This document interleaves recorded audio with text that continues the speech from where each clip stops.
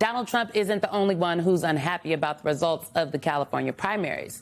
You know, a number of Silicon Valley moguls poured millions of dollars into the campaigns of pro-business, long-shot candidates, and they came up empty in races for governor and for some key House seats. According to the chief strategist for Representative Ro Khanna, who easily defeated a challenger backed by big tech, there's a simple answer for this. The billionaires are just not reading the room. Quote, they're trying to sell moderation. Folks are not feeling moderate. Folks are feeling the American dream is dead and gone. Well, joining me now to discuss is Bharat Ramamurthy, former National Economic Council Deputy Director and author of The Bully Pulpit on Substack. And Bill Cohen is here, former Wall Street banker turned journalist and a founding partner at Puck.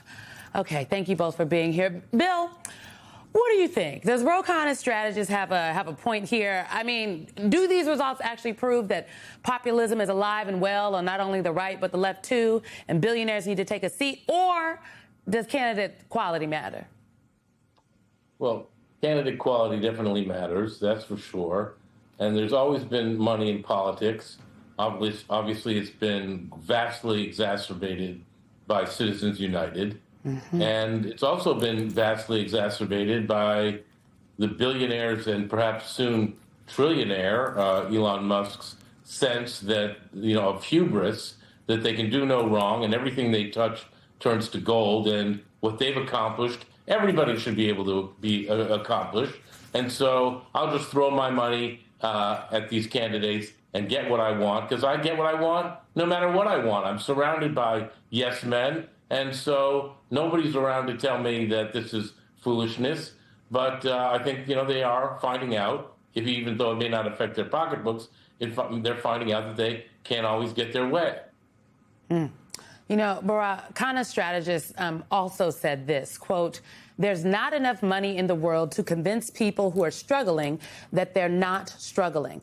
Elected officials, frankly, on both sides of the aisle are having trouble with their economic messaging. I do think that sentiment is correct. I mean, it is very tough out there for Americans right now, and I think you know well than anyone to tell people like, it's not that bad, GDP is up, is not a winning message.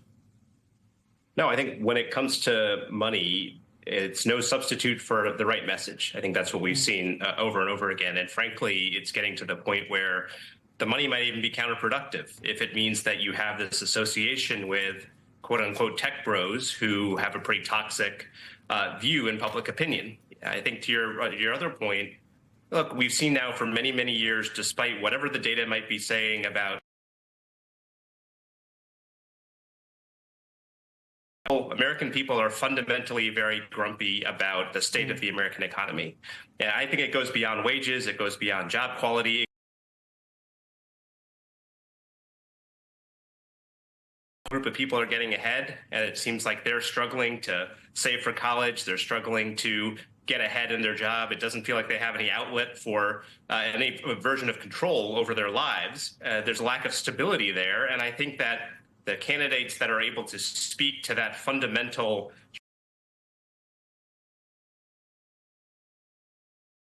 Okay, Bill, new topic. Trump is reportedly considering taking stakes in AI companies like OpenAI. And this is an idea reportedly pitched by OpenAI CEO Sam Altman. The government took a risk when it invested in established companies like Intel, for example. I will note this is also an idea that was posed by one of my former bosses, Senator Bernie Sanders, in a different way. But just can you talk about how risky it is to invest in companies that aren't profitable and or haven't proven their worth in the market yet? Well, Simone, investing in equities in the stock of companies is inherently risky. That doesn't mean it doesn't work out, especially in a market like we're in now, where the stock market is hitting all-time highs and, euphoria reigns, and people seem to have lost any sense of judgment when it comes to risk. And it can also become a self-fulfilling prophecy for the government.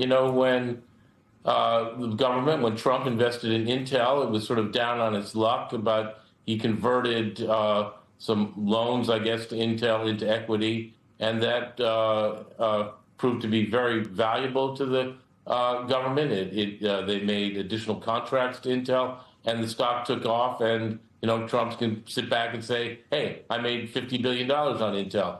Investing in OpenAI, that sounds like he just wants to ride the hype machine that everybody else wants to ride when it comes to these AI companies, whether it's SpaceX or OpenAI or Anthropic, all of which are about to go public at the same time. And so, I think he's just trying to get in on the gravy train so he can take a victory lap and see, I don't know whether he's doing it for the government's benefit, which sounds like kind of socialism to me, or whether he's doing it for his own benefit. That remains to be seen, I guess. Well, speaking of socialism, a Democratic socialist out there, Senator Bernie Sanders, I mentioned his proposal. And frankly, when I heard about what the OpenAI CEO was proposing, I'm like, well, how is this different than what Bernie Sanders is saying? Bernie Sanders is proposing a one-time 50% tax on AI stock, and then that tax would create a sovereign wealth fund. OpenAI's proposal has offered something else, a fund that could, quote, invest in diversified long-term assets and deliver returns directly to citizens. Now, I'm no economist, Bharat, so you tell me, did I lay out the differences right? And what do you make of either of these ideas?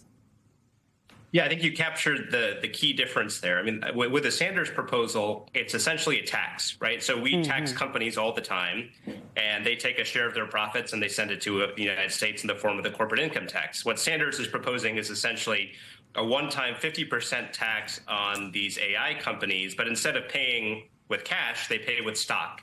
And so, therefore, the value of that stock is going to go up and down. And obviously, if it's going to go way up, that means that the American people, because they own this stock, are going to get larger rewards. It essentially aligns the interests of the American people with the interests of the AI companies. Now, you could see that as a good thing, in that if these companies are going to get wildly rich and profitable off of the backs of AI, which is really off of the backs of all of us, given that it's based on the collective intelligence and output of all humans, you could see that as a good thing.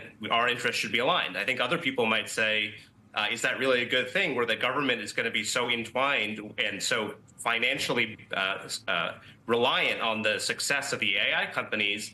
Is that going to lead to some negative effects in terms of the regulation of these companies? Are we going to be so invested in their success that we'll let them go wild because we know we'll get some money out of it? So I can see the arguments either way, but I think it's a bold proposal, and it's certainly one that's worth considering. At the end of the day, I think fundamentally, whether it's this proposal, whether it's just a straight tax proposal, there is going to be a strong desire among the public to make sure that they benefit and the American worker benefits from the explosive growth of AI. And I think we're a long way away from figuring out what the right way of doing that is.